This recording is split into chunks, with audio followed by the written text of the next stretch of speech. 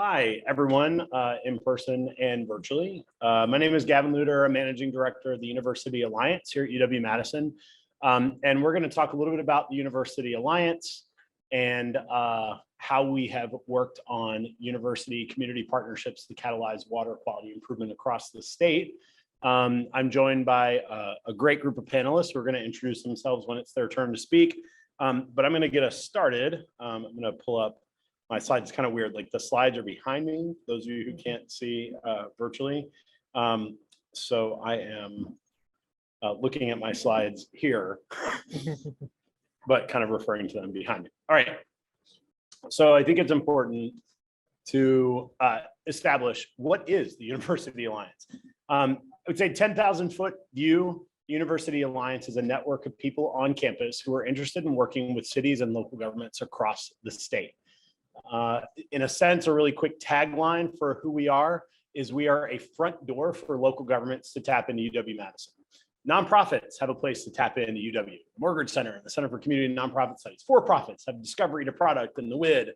State government, federal government, they have their own departments of state relations and federal relations.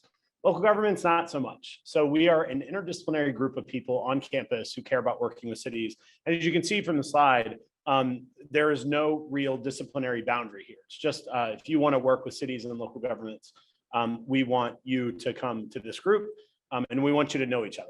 I mean, that's the problem, is it's so hard to network on this campus and get to know people across disciplinary boundaries, is that an initiative like the UniverCity Alliance aims to do that. So we have people from the law school, from the School of Education, from Planning and Landscape Architecture, from the Data Science Institute, from Extension, you name it, we probably have some sort of representation on campus. And actually, I'm pleased to be joined by one of our board members, Andrea Hicks, from Civil and Environmental Engineering. All right, so trying to advance the slide.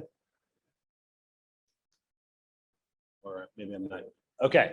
All right, so one of the things that we didn't want to be is just an on-campus networking group that just got together and patted each other on the back and said, hey, let's get together and we love cities and isn't that great? What we wanted to do really was more action-oriented projects. And we ended up coming across a network of universities who broker local government local government university partnerships. It's the Educational Partnerships for Innovations in Communities Network.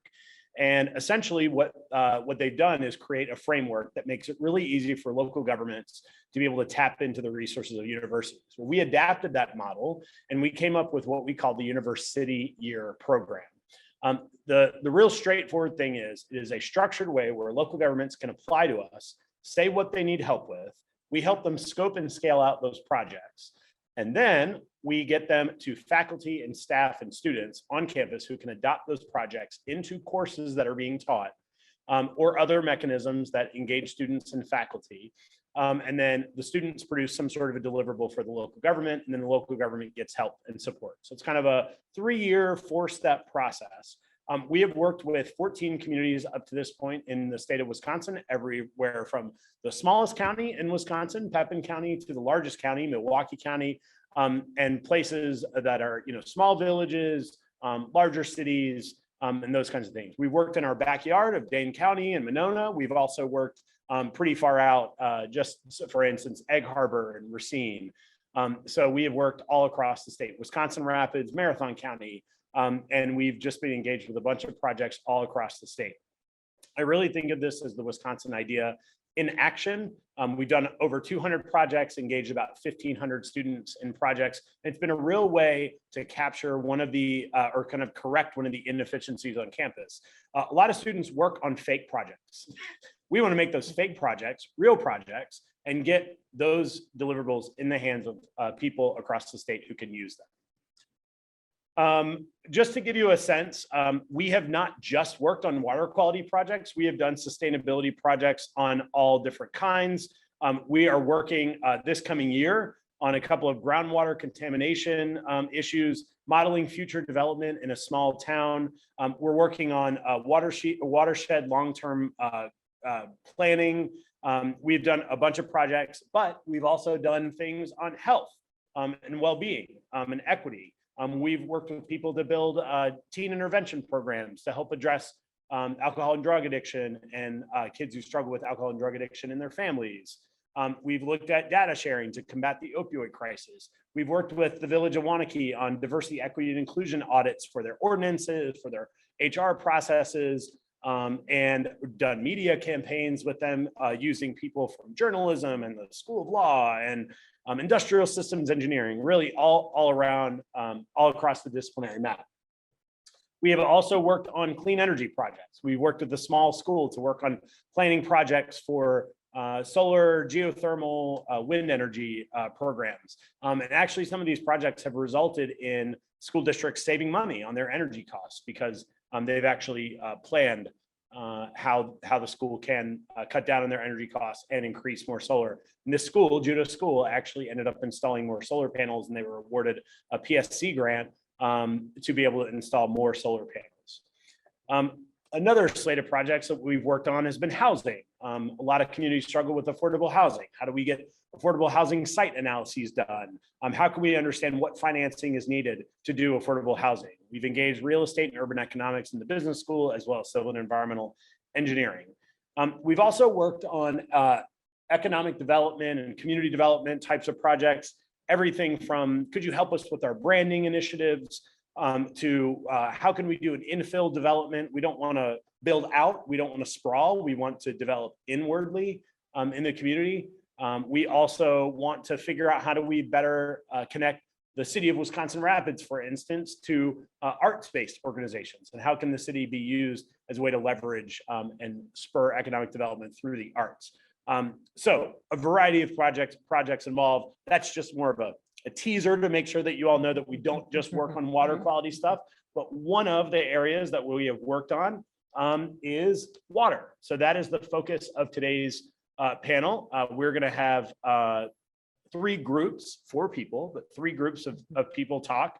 I'm going to let them introduce themselves, but we have somebody in civil and environmental engineering talking about blue-green algae. We have somebody talking about gully formation and land cover in Marathon County, and we have somebody talking about farmer perceptions of nitrate formation in Pepin County. So it's going to be a really interesting panel. Really glad that you all showed up here in person and virtually. And I think I'm going to be turning over to our first panelist, who is going to introduce herself, Andrea Hicks. Wonderful. Thank you for having me today. I appreciated the invitation to come. And so my name is Andrea Hicks. I am an associate professor in the Department of Civil and Environmental Engineering and the Director for Sustainability Education and Research here on campus at the Office of Sustainability. I've had, and I'm quiet. Sorry. It's wonderful to watch Gavin recap all these projects. I've had the privilege of working with the UniverCity Year program for several years. We've got a little map up there of places we've worked in my class, which I teach, which is CE 421, Environmental Sustainability Engineering.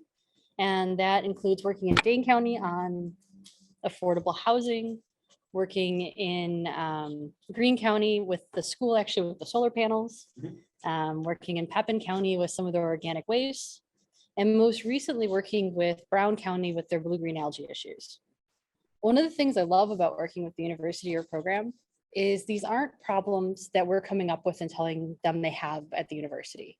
These are communities that say, I have this challenge, I would like some help with it. Can you help us? And to me, that's the most rewarding part, right?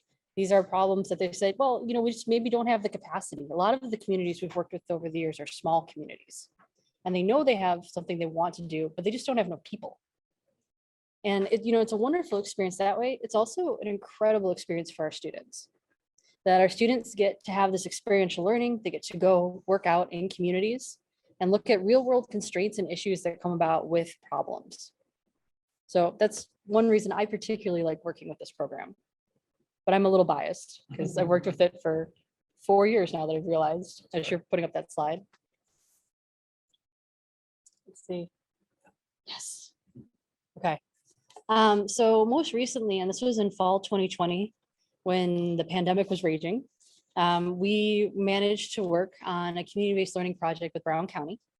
So up in Green Bay, they have a blue-green algae issue. And here's some pictures of blue-green algae. And there's actually a picture of Wisconsin. If you look at the one that almost looks like fingers, and you can see they have a blue-green algae issue even in that picture. And it was lovely because this is an issue that the county said, you know, we have this problem. What could we do with the blue-green algae? And it was really fascinating to work on with students because the students said, well, I don't know if this is the question we want to answer. And I said, well, but this is the question they're asking us to help them with. It's not how do we prevent blue-green algae because they're already working on that in other places. It's what do we do with it? And can we do something sustainably with it? So their question was, you know, could we harvest it from the water and make something? You know, what could we do? Which is just a really fascinating question that often we don't think about. And it's wonderful too, because these aren't like super well-defined problems. They're problems that have a lot of opportunity for creativity with students. And then most of my students will become practicing engineers. So they get to grapple with the uncertainties that you really see in real world projects. And I promise I will get it to advance.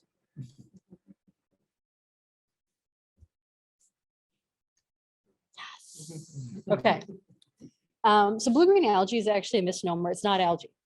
It's cyanobacteria. And not all of it will produce toxins, but some of it will. And it's actually really hard to tell for the normal person when you see it, whether it's going to be one that produces toxins. And one of the challenges is, you know, the different toxins, it depends how you're exposed to them. So there's a question when you think of level of exposure from drinking water to swimming in it, to canoeing, to fishing, right? If you're fishing, hopefully, if things are going well, you're not going to have a lot of contact with the water. Whereas in swimming and water skiing, you know, to an extent, depending on how well things are going, you'll have a high level of exposure. And so the question here was, you know, this blue-green algae has consequences, right? It has consequences for things like tourism and other consequences that Brown County is worried about. And so it was a really fascinating question to say, well, what should we do about it? And what was also fascinating for the students is some of them said, wait, that's home, right? So at the University of Wisconsin-Madison, we draw a lot of students from the state of Wisconsin. And students were reflecting in my class and several were like, oh yeah, this is home. And like, I thought about this and my dog got sick swimming here. And all of these fascinating things that make them really real projects, that they're not these, as Gavin said, like fake projects that you do for a grade. They're projects that students are like, no, I actually care about this project more than the grade. And pending, I can still advance slides. And so my class is called Environmental Sustainability Engineering, which is a course in the College of Engineering, but you don't have to be an engineer to enroll in it. Actually, I asked them to remove that a few years ago. And so our big question is, how do we think about things in the context of the three paradigms of sustainability? So environment, economy, and society. And students, we worked, you know, for several years with UniverCity Year, where we look at a problem and we come up with solutions and we say, okay, but how does it look environmentally, economically, and societally? And often there are trade-offs, right? Where the cheapest option might not actually be environmentally the best, or there are social considerations that maybe outweigh everything. You know, years ago when we were working with the smaller school, so in Judah, that ended up with the solar panels, you know, there were community questions. And so suddenly you need to think about that social implication as well. So in this project in particular, students, you know, they had a wide variety of choices. Like, what should we do with the algae was the question. And what can we do economically? Where should it go? And so there are students that looked at making fuels. So largely with anaerobic digestion or a little bit with some lipids things. There were also students who looked at it as a biofertilizer. Yes, that's what my slide says. Okay. And there were students who looked at it a combination of, well, we'll do one thing and then we'll do the next. And it was really fascinating because the biggest issue actually was collecting the algae when they got into it. It wasn't what should we do with the algae, it was how do we get the algae out of the water? Because if you think about those pictures I showed, you know, you can see the green and sometimes it looks a little bit like green paint. But how do I get it? Do I just like go up with like buckets and a net? How do I think about this from an innovative solution? So the question became not only how do I get the algae out, but how do I get the algae out in an environmentally sound and cost-effective manner? And so it was really fascinating. And students were challenged, you know, to look at these three paradigms and say, well, what should we do? which I think was an incredible learning experience. And they had quite a bit of fun as well. Yeah. So with that, I made sure to keep to time. I'll do a little addendum here, just because I don't know if Andrea knows this or not, but we actually ended up working on this particular project from a couple of different angles. So your class kind of affirmed, yes, there is something we can do with the algae. And your problem is going to be, how do we get it out of the water? There was also a cost benefit analysis class that looked at this from the numbers angle, kind of what you already alluded to, and they actually ran the numbers. And they said, if you can find a cost efficient way of getting it out, it is worth investing in. So we then sought your colleagues from mechanical engineering. I don't know if you know this or not, but we worked with across 2 semesters for them to build plans for a prototype of a little autonomous watercraft vehicle that could actually do the collection of the algae off the top of the water. And then turned over to the partner, in this case, Brown County, and Brown County can now actually go and build that if they want. So I think that was a beautiful example of, an interdisciplinary sustainability engineering come together with public affairs, coming together with mechanical engineers to produce something that was really helpful for the community. And I think those combination of projects sold Brown County on why it was important to work with UW, because we could look at it from many different angles. So anyway, just an interesting little addendum that this project had legs beyond that. But Andrea mentioned that this is a great experience for students, which is why we've asked 2 students to come be on the panel to talk about their experiences with Marathon County. Totally changing gears, not related to blue-green algae at all, but get ready, because I think there are going to be some really interesting things shared that you'll benefit from learning about. Well, yeah, thanks so much, Gavin. My name is Ford Freiberg. And I'm David Kolajewski. And we're part of the Environmental Observation and Informatics program, which is part of the Nelson Institute for Environmental Studies here on campus. And we are trying to get the slide to change, but it's not. Yeah, because it's got a point right there. Oh, there we go. All right, great. So there's a beautiful picture of Marathon County. That's Rib Mountain in the background for those that might be familiar with the area. We'll show you where on the map this is in just a second. Let's see if we can move forward again. There it is. So what we did in collaboration with folks from Marathon County, from their conservation office, they're in the process of revising their water management plan for the county. They do that about once every decade. And so they had some questions and some research that they were looking to answer surrounding that water management plan. So they partnered with UW-Madison and with the Nelson Institute in particular through the UniverCity Year to assess water resources and to identify future opportunities for things that I might look at in the future. So over the course of summer and fall of last year, 2021, 2 semesters, we did a variety of projects with them, and we'll give a very high level overview of a few of those in just a second. But you can see here, we identified gullies using remotely sensed data along with GIS platforms and other software. We tabulated kind of disparate groundwater records, public well records into a centralized data set that allows them to work with that data and answer future questions they might have. We also used that data to quantify the drinking water contamination risk for various areas, townships, and sections in the county. And then we also quantified their land covers. So whether it was agricultural land, urban land, other types of land cover that resides within 60 meters, and then also a closer buffer of 30 feet within surface water and wetland areas, which are obviously very sensitive when it comes to water quality and water resources. All right, so I promised you I would show you where Marathon County is, and here we go. Here's a map. So you can see in red there, kind of in the north central part of the state is Marathon County. It's a very large county in northern Wisconsin. And this kind of gives you an idea of some of the data we were working with. I told you we were working with remotely sensed data, and here's a couple of examples.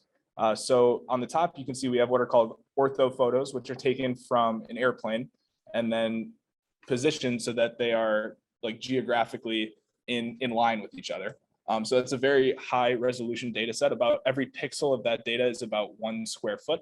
That is a very zoomed out version of the data. That's not the full resolution. And then on the bottom there, we have what's called a LiDAR DEM. So that is an elevation model that is collected from a specific type of sensor that will shoot lasers at the ground and collect the return in order to figure out exactly what the elevation is in 1.4 square meter pixels. So we'll show you what we use that for in just a moment. So here is an example of one of the deliverables that we delivered to Marathon County. So you can see here, they were interested in identifying where gullies exist and where there is potential risk for gully formation in agricultural lands in the western part of the county. Does everybody know what a gully is? That's a great question. I'm kind of a dumb person and I don't always know what these terms mean. That's a great question. So a gully is really just like soil erosion that causes kind of like a channel or a divot in the ground that causes, it can cause like severe like water rushing through it, and it can cause further and further erosion as that process continues. So that's a gully. There are varying definitions of exactly how large kind of a divot in the ground needs to be considered a gully. We were looking at gullies that were around 1 meter deep and 2 to 4 meters wide was what we were looking to find. So you can see here on the left is kind of a data product that we developed that shows total flow accumulation area, or just how many acres of water are expected to flow into any given pixel on that map. So that was derived from the LiDAR that I showed you a second ago, and that gives folks an idea of where those gullies are likely to develop in the future. So you can see here we're comparing those ortho photos I mentioned before, which is kind of a bird's eye view of the ground as it actually appears, and then that data product on the left. And you can see that this product seems to have identified a true and severe gully here. So that's just one example, a very zoomed in view of what we were looking at there. So another project we did was to take public well records, like I mentioned, and put them into tabular form. So these had just been going back decades and decades, well records that were digitized, but they were all disparate. They were not talking to each other. They were not in one centralized database. So we manually looked at all those PDFs and put them into a table. We thought we might be able to come up with a better way to do it, but that's what we landed on. And we documented all the information that was available. Unfortunately, not every well had like XY coordinates or a latitude and a longitude specifically. Many of them just had data from the public land survey system of what township and section they were in, which allowed us to generate this drinking water contamination map here on the left, which shows the average amount of drinking water that was being retrieved in every one of these townships and sections. So it's kind of small, but if you can see there are green diamonds throughout the map. That's the small handful of wells that we actually had specific coordinates for. The rest of these are just averaged over the townships and sections within the county. But this allows Marathon County to get an idea of how much water is being retrieved in every corner of the county, which they were interested in. So with that, I'm going to pass it over to David, who's going to go over a couple of other projects we did for Marathon County. Awesome. Thank you, Ford. Yeah, so one thing we're looking at is when we were looking at this well data, it's a great resource to figure out how much water is being pulled out and how much people are using it for drinking purposes, And since it's Marathon County, rural area, we wanted to really aggregate and figure out whether or not, let's see if we can get that, what the potential risk is regarding getting drinking water within Marathon County. So the Wisconsin DNR has a great platform in terms of a suitability model where they aggregate soil, DEM, and they try to figure out, okay, if you were to place something on the landscape, how quickly will it permeate into the groundwater? And so using that in conjunction with how much water is being pulled out from the previous slide, we're able to get a risk of contamination map, which you can see on the screen. Essentially, any dark color indicates what I should say is the brighter it gets from green to red would indicate a much higher risk. And then the gradation from light purple to dark purple would indicate the most risk. And essentially what's going on is Marathon County has a very unique geography in that on the left-hand side, the soil is bedrock essentially. So if you put something on the landscape, it's a lot harder for it to permeate into the groundwater. Whereas on the right-hand side, it's more coarse. So if you put something on the landscape, it will more likely reach the water table. So in this case, you could see the eastern part of the county is much more at risk for potential drinking water contamination versus the left-hand side. So that was one project we did. And oh, too far. There we go. So that was one project we did. So we knew what the potential risk of drinking water was within the county, but then we want to know what were potential other land cover factors that would be near these water resources that they're that they so heavily rely on. So this is just one example of the many maps that we made. And essentially what it is, it's highlighting the various different land cover types within 60 meters of a river surface within the county. And the reason that's important is it kind of ties back to that risk of contaminated drinking water and risk of pollution, where depending on the various land cover types, the closer you are to a river, the more likelihood that something will reach the river and pollute other resources and potentially, earth environment. So this is just one example here.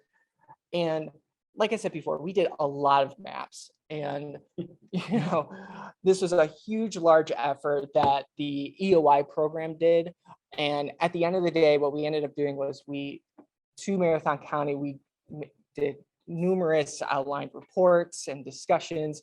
We created all of these GIS data sets and tabular data sets, as well as highlighted our findings.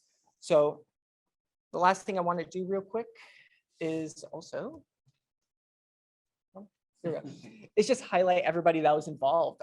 Like I said, so Ford and I are up here talking about this amazing work that we did, but really this was a huge collaborative effort. We had 12 people working on all of these projects, and we can't highlight all of them, but every one of these people that you're seeing on the screen had a hand in making these maps and driving these potential solutions, creating these solutions. And then on that note, we just want to quickly thank Nathan, Sarah, Naomi, and Jeff and Paul, because without their guidance, it would have been a really hard project. Yeah, and Paul Daigle and Jeff Pritchard are the partners. Exactly. In Yep. Marathon County, and I think Nathan, Sarah, and Naomi helped you with the course. They're more on the UW side. Exactly. Yep. Okay, cool. Great. Well, I think that's a really interesting, I wanted to make sure we had students on the panel because, it's one thing to talk about their projects, but it's another thing to actually hear from them about what they did and their experiences. So I'm going to try to move the microphone here as I transition over. I just want to say this is a bit of a unique partnership that we had. This was actually not through a course with Brett, what he's going to be talking about. We had kind of a unique collaboration with the Office of Sustainability and Life Sciences Communication, where we were able to apply for a grant and get some funds to support a graduate student to do a deeper dive study into something. And also Brett is a social scientist. What do social scientists know about water? I don't know. We'd love to hear about that. And with that, I'll turn it over to my colleague, Brett.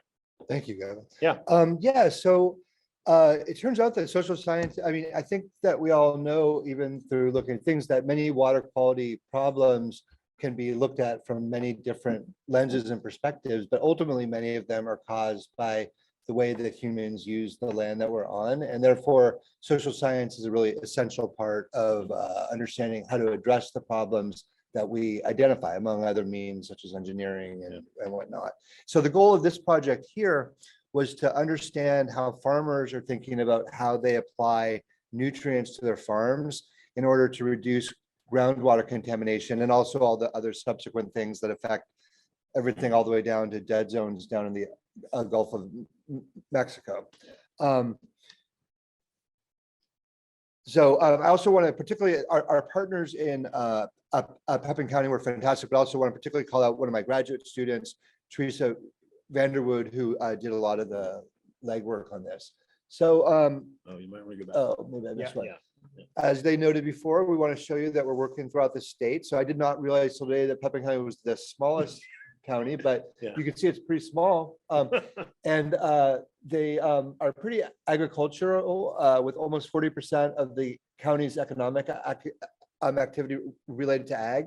So we're not just talking about water quality issues here. This is a big part of the local economy. And so they're not just going to stop using nutrients. So how do we work with them to adopt soil conservation practices that can reduce nutrient contamination of groundwater? So I'm not going to go into deep into details here, but to suffice it to say that the geology of Pepin County is such that the drinking water and ground wells are susceptible to nitrate contamination, which in the long term can lead to a variety of different health concerns. And also want to say too that, sometimes I'll study like a lake or two, and I'm not just studying it for that lake or two. We're studying Pepin County because we want to understand, what are farmers? I mean, of course, we're just looking at Pepin County, but we found people all over the state and actually beyond the state. We're really interested in what we're doing because this is not just a Pepin County problem or Wisconsin problem. It's a national and a global problem of which we're trying to address from many different angles. Just quick to give you a sense for, there are increasing trends. I mean, if you keep putting nutrients on the ground, be they manure or synthetic fertilizers, the contamination is going to grow over time. So you can see that on the left. And then on the right, you can just see a map of Pepin County, and that, there are areas where it's clearly elevated, either approaching or above recommended thresholds. And a great many Wisconsinites do rely on well water for their drinking. So it's a significant issue, and I would say a growing issue. A little fast there. So broadly, what we wanted to look at is, what practices are farmers receptive to? There's a variety of different things that farmers can do to reduce the amount of nutrients that are used and what they do in the groundwater, and what are the different things that would incentivize farmers or hold them back from adopting these different soil conservation practices.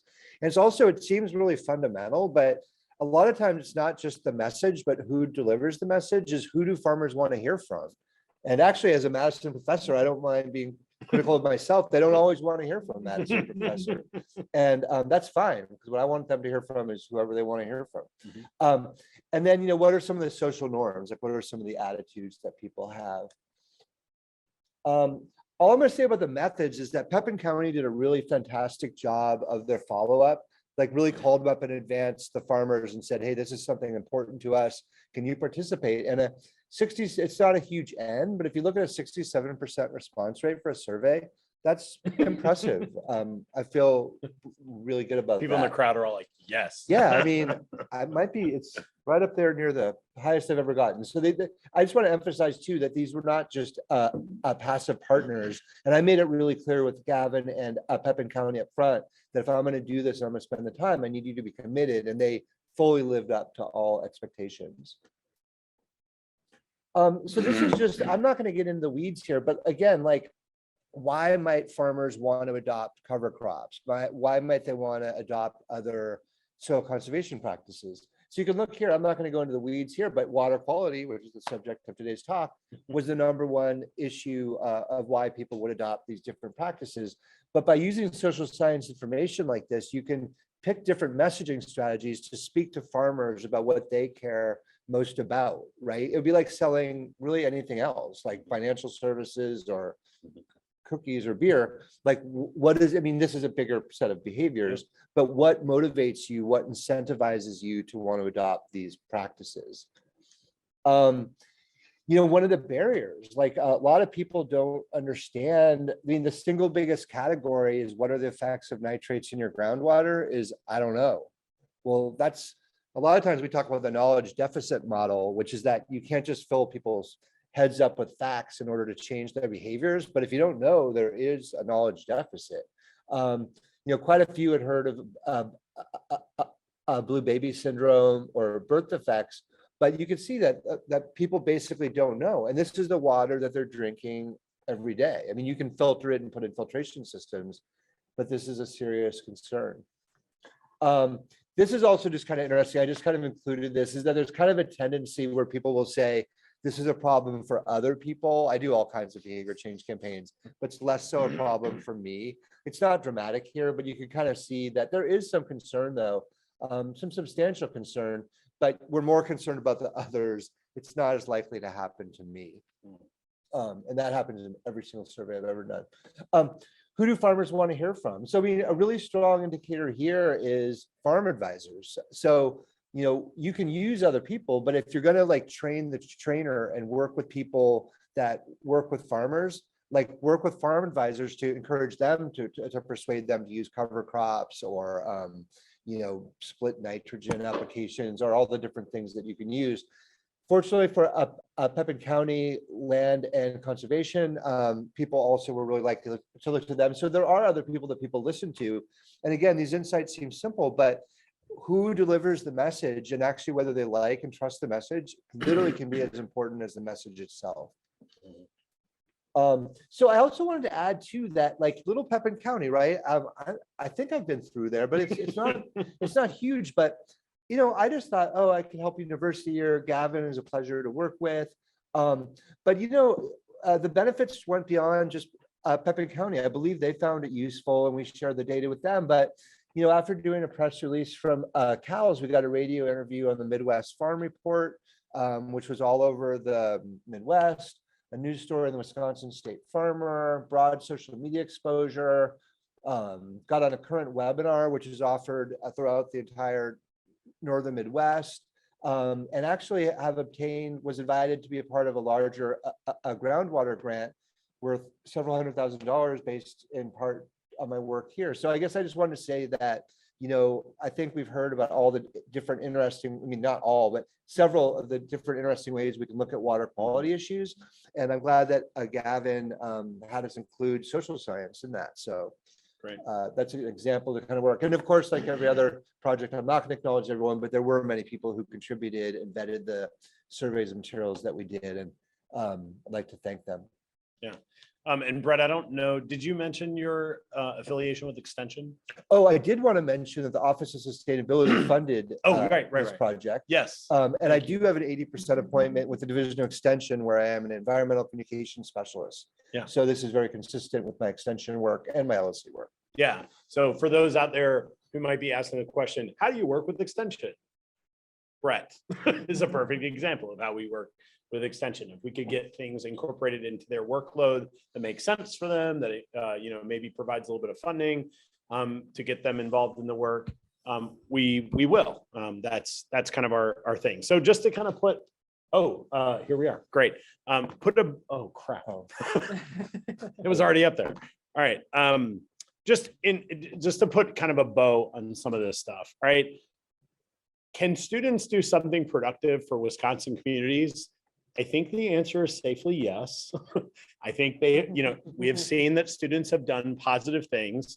And this is kind of up there for a joke, but it's also not up there as a joke because when we were in the early stages of this program, I'm not going to mention names, but there were people who are like, come on, students can't really, you know, they're too new, they're too green, they don't really know anything. You know, people in local governments, they're experienced, students can't really do anything. But actually, I find the contrary to be quite true.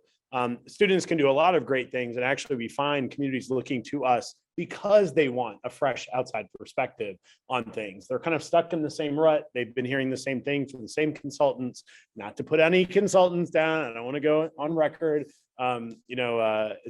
disparaging any consultants, but I will just say that I think it is a safe to say now that students can help Wisconsin communities through their coursework.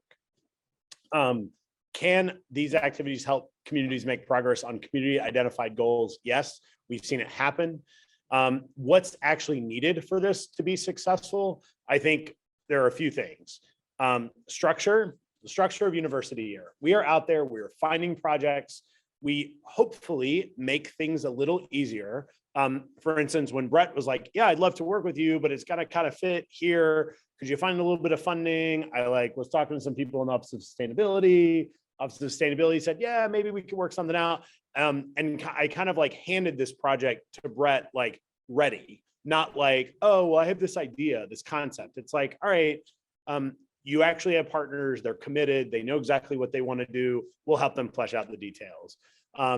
So just a structure of a middle person such as myself or a middle organization like University Year goes out, finds the projects, and we're kind of the ambassadors on campus, and then help provide some kind of accountability structure to make sure things actually happen.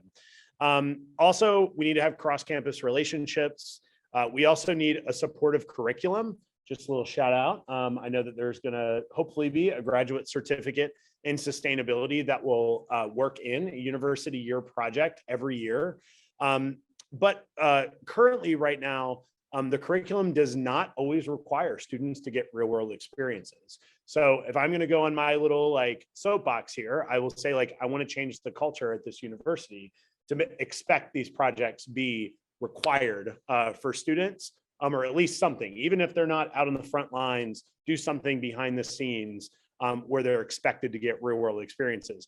And then we also need a supportive faculty. I think something that I don't want to like cast, a negative shadow here, but, I spend a lot of my time kind of finding people like Brett and Andrea who are like willing. I work with the Coalition of the Willing. I do not pay people big things. The money that I gave Brett went straight to a graduate student, basically, to like cover that person's time. I can't afford to buy faculty time. I can't afford that. That would put us out of business, so to speak. We need faculty who are willing to incorporate these projects into courses. And the more I'm pointing out at the students in the room, the more you all demand that faculty do this, perhaps we get more faculty who are willing to join the Coalition of the Willing. But right now, tenure and promotion guidelines don't really incentivize faculty to do this work. They, with the exception of extension, that does expect this work. This is kind of like out of the goodness of people's hearts right now. And that's great, but I think we need more than just out of the goodness of people's heart. And then how can we work with you all around the room to have long-lasting relationships with local govs across Wisconsin? That's really to be determined. That's up to you all. How can we get there together? And so that's my call to action to you all. If you're listening to this out there somewhere and you're thinking, gosh, how can I get involved? Contact me. We'll find some way for you to get involved and help. With that, I'm going to stop. I think we have some questions. I had some, teaser questions that I could get things going, but the wisdom is out there in the group. So there are probably some questions online, I hope.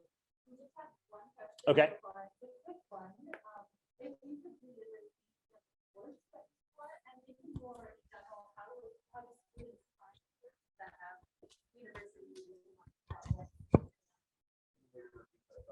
Yes.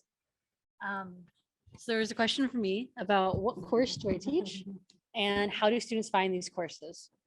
So how students find these courses is there's actually an attribute in our course system for community-based learning courses. So you can search courses just by that and come up with all of the ones that are on campus. I teach CE 421 Environmental Sustainability Engineering, and it's a graduate undergraduate split. I still have seats for the fall. I think I have 8. And you'll be working with the UniverCity Year again. We will. I was just talking to Gavin. I was like, Gavin, so projects, what shall we do? Yes. So I teach that class, and I think there's an interesting question in engineering where most of our classes include some sort of term project. And the pitch I've made to my colleagues is, why don't we do it in service, right?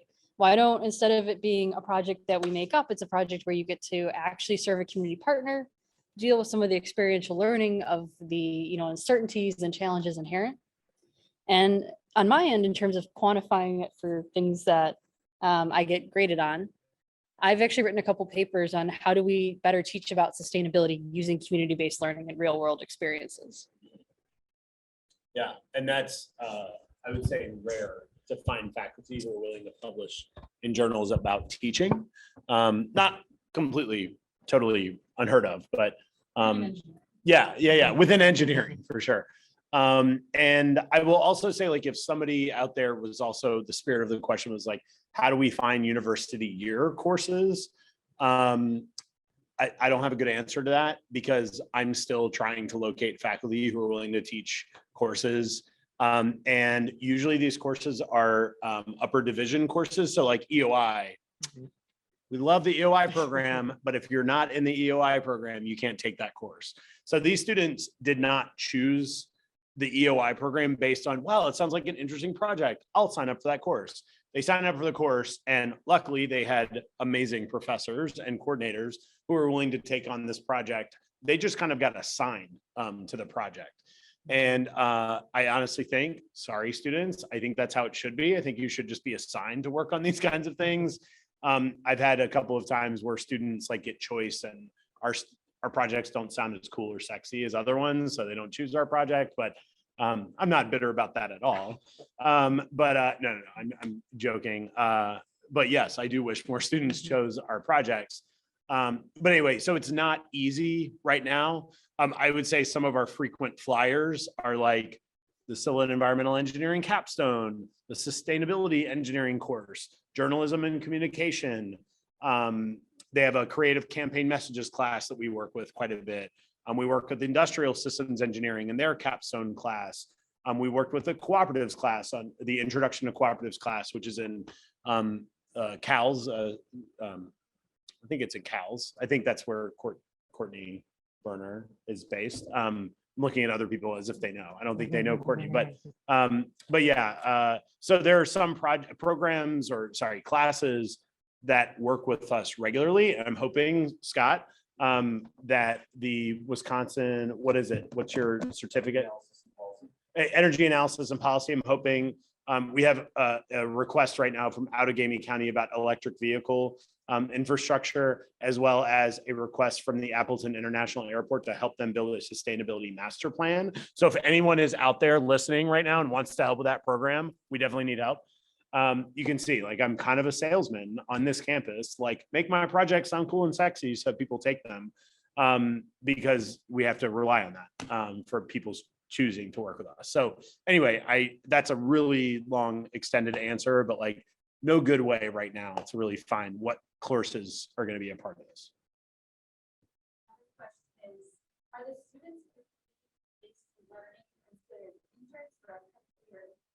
No, they're not considered interns. Internships, field placements, that kind of stuff, we definitely trade in that as well. The Masters of Public Health program, they have a requirement called the Applied Practical Experience, or APEX for short. We've just placed 4 students this year from the APEX program in different programs across, or some different projects across the state. We've definitely worked with interns, but the students in CBL courses are technically not considered interns. This is just what they do for course credit. It's separate and apart from interns. We have run a summer internship program, and for anybody listening out there, we're currently trying to raise money for an internship program. So please hit me up if you're interested in that. And my email address is gavin@cals.org. So please let me know if you would like to write a check, roughly of about $25,000. I should mention that we do not receive state funding for this. The little dirty secret here that I don't often talk about is that we actually charge local governments to work with us.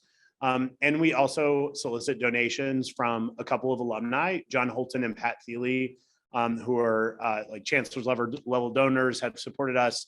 And American Family Foundation helped us get started. But aside from that, I'm running on fees from local governments. And it's a little uncomfortable to talk about that because I don't want like my partners in the room to think like we're getting rich off this. This is like literally so we can break even and like I can have a job and help them get projects that will work. It's like just enough money for us to break even. So if you're out there and you want to help us either with that internship program or you want to help us with a request to the state, we'd absolutely love to entertain that. We were included in the governor's budget this year and we were cut out at the last second. I'm not making a political statement about that. I'm just saying like that happened, but we did get some more notoriety from lawmakers. And the point of that funding would have been to help communities pay that are too small and don't have the resources to be able to pay to work with us. So anyway, yeah, that was my little, another sales pitch. You can kind of see this is like what I do. Are there any other questions? Yeah, is there anybody in the room who has a question? Rendered them speechless. Is there information on the university website that this task force visit? Oh yeah. Yeah, I'm sorry. Is there any information on the university website about past projects? Yes, absolutely. And I'm not sure if you might be able to type this in. It's universicity.wisc.edu. And then there's actually a little tab on our website that says like University Year projects. Are you gonna like show them? Oh, Scott, look at this. We are like on top of it. You can look at UniverCity Year up there, the little drop down, and then you can say University Year communities. And then you will find the communities that we've worked with. So if you just like scroll down to, UniverCity Year Marathon County, which is, we just heard about Marathon County. If you scroll down to, this is another cool thing that I didn't tell you all about. All the deliverables that the students have produced are like listed on our website. So you can kind of see, get a sense of like what we've done here. So I think your project, if everything went right, I hope so. your project should be listed on here under environmental sustainability. We did another frequent flyer is the engineering leadership class, interdisciplinary engineering leadership class. But yes, so you can find basically any project that we've ever done listed on here. If they're not listed, it's probably because the community partner really, it was a sensitive issue and they didn't want information posted, or the deliverable was just not really up to standards to where we could post it online. But for the most part, everything is posted online. Say 95% of projects are posted there. Or it's still in progress, I guess. Could still be in progress. Okay, those are all the questions. Great. Anybody else have any other questions? Yeah. How do you go about connecting with communities to find out from other communities that this is great and they come to you, or? Yeah. We're getting a little bit of word of mouth these days, which is good. How do communities find out about our project, which is the question that somebody in the room asked. I spend a lot of time in local government spaces. I go to the Wisconsin Counties Association meeting. I go to the League of Wisconsin Municipalities meeting. I go to the American Planning Association Wisconsin chapter meeting. I go to the Wisconsin City County Managers Association meeting. I go to the Wisconsin Small Town Community Forums. I go to the Wisconsin Rural Partners. Basically anything where Wisconsin local governments are hanging out. That has been my job, is to get embedded in those communities and help them understand what we can do. In a way, it's kind of weird. Like I'm pitching to them, like, work with us because we can help you on your issues. I feel like I'm in a really privileged position in the sense that like I'm like selling public service. I'm like, hey, our students want to work on real projects, and they think that they could work on your projects. So yeah, that's how the local governments find out about us. I just did a webinar recently for the Counties Association, and like 250 people showed up. And after that, I got like 4 or 5 calls. So yeah, I'm hanging out and finding out who their trusted messengers are. And I am helping communicate about our project through their kind of trusted channels. Yeah. One of my, Brett, go ahead. Question for you guys. Yeah. Oh, okay. So you've done a variety of different Yes. projects now, and I've worked through COVID and water quality and different things. Yeah. But since it's Earth Day, when you think about conservation projects or water quality projects, what is it you think that stands out for projects that offer the greatest value to the local community, when the local community is most excited about the outcome that the students have produced? Are there any sort of unifying characteristics that pop out? Unifying characteristics of like, Of what makes the community go, wow, that was a great experience? oh yeah. The communities love maps. They really do Yeah, love I maps because it helps them visualize problem Yeah. hotspots or something like that. It's also interesting. They really don't necessarily want to lead with a research report. Part of our process is to help communities think through what they want their deliverable to look like. And sometimes a professor is a little flexible. Sometimes it's like, no, sorry, they still have to write the standard paper, but we might be able to get the professor to include like an executive summary or like a quick slide deck or something like that. I think the shorter, snappier, the better. I think something like that, those kinds of things get communities really excited, like short presentations, short research summaries that they can then hand someone. In terms of other environmental issues, like we've had quite a few projects that were around flooding. And something that I got to say that our wonderful colleagues at Civil and Environmental Engineering do really well, is that they give a couple of things. one, they help communities identify 3 unique solutions that they could use to address flooding. And this is not just flooding, it's any really environmental issue that has to do with civil and environmental engineering, and then help them develop decision criteria of making like really transparent, like how are we making this decision? If we go to option A, B, or C, why would we make this choice? So super transparent decision-making across social, economic, and environmental decisions, or decision criteria. And then really specific, like fleshed out, like designs, this is what you can do with this site. This is how you can reroute the water. This is what you can do with the excess water. These are the extra retention ponds, and you can use them on this site and with this specific type of topography or whatever it is.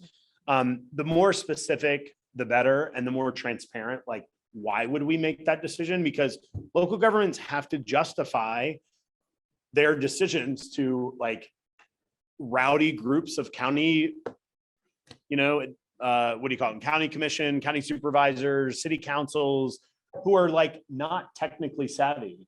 And I'm not saying that all local government elected officials are not technically savvy, but they all can't be technically savvy on these environmental issues. They're experts in something else. So that's something like super clear decision-making and very, very clear, like this is what we can do. Yeah, I mean, those are some of the things that come to mind about like what is very, very helpful, but maps definitely. Local governments love some maps. Yeah. Do you have access to products before you share them with the partners? Specifically about groundwater, susceptibility, well. Okay, so yeah, do we have experts who look at the reports before we post them online?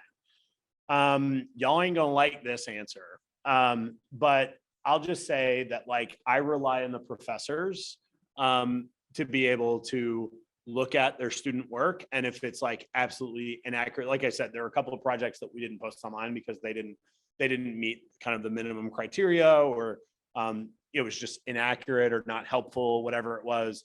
Small percentage, but there were some that didn't really pass that muster from an expert review. Unfortunately, we don't do as much review as we probably should because we just don't have the resources. I could hire a full-time person just to do the review, and some of our colleagues across the country do invest tens of thousands of dollars in reviewing these deliverables. And then that really holds back that deliverable from the community for 3 to 6 months, sometimes a year, if the project was really, really poorly done by the student. And so like, we just don't have the luxury of having those dollars. We don't have the luxury of having that time. And frankly, like the community partners just want the deliverable in hand, like ASAP, even if it's not perfect. They're okay with that. But would I love to have more money to be able to do that? Absolutely. But it's also difficult, like somebody who could review y'all's project and your project and Andrew's project would be 3 very different skill sets of people. So it becomes really difficult to find. Like one time we had a planning and landscape architecture professor where we're like, hey, could we pay you to do this? And they're like, the amount of money you'd have to pay me, like it's really hard, like to justify their time away from something else. It just made it cost prohibitive. It would be like $5,000 to $10,000 to do that. And like, we only charge communities $20,000 to $30,000 to work with us in general. So unfortunately, no, we rely on the professors a lot for that. Not a great answer, but transparent. It's kind of real. Sorry. Andrea, do you want to say more about that or anything? Yeah, one thing I've done in the past is I'll have multiple student teams work on the same project. And then if I have any that are not quite the right quality, they don't get passed on to the partner. Right. So if I have 5 teams doing the same project, sometimes 5 of them are wonderful quality. Yeah. Sometimes there's a team, and if you've been on any sort of group project and any sort of experience, right, some of them don't go as well. And those are the ones that don't get sent to community partners. And I'll tell Gavin, I'll be like, Gavin, you'll get 4 of them this time. But I like to have that redundancy in there to make sure that, there is a quality project for my partner. Yeah, and I've appreciated that very much. think we're at time. Thanks for the questions online. Thanks for the question in the room. If anyone ever has any questions for me, I don't know if you could type my email in the chat. It's gavin@cows.org. I mean, it's cows like moo, like COWS.org. Yeah, the University Alliance is based at COWS, which is within letters and science and sociology. The whole governance structure of like who we are and why we're there is a long story that go have a glass of wine or something like that. But anyway, yeah, Gavin@cows.org. Yeah, thanks everyone for coming and thanks for your questions. Thanks especially to y'all. Yeah, thanks to the panelists. Oh yeah.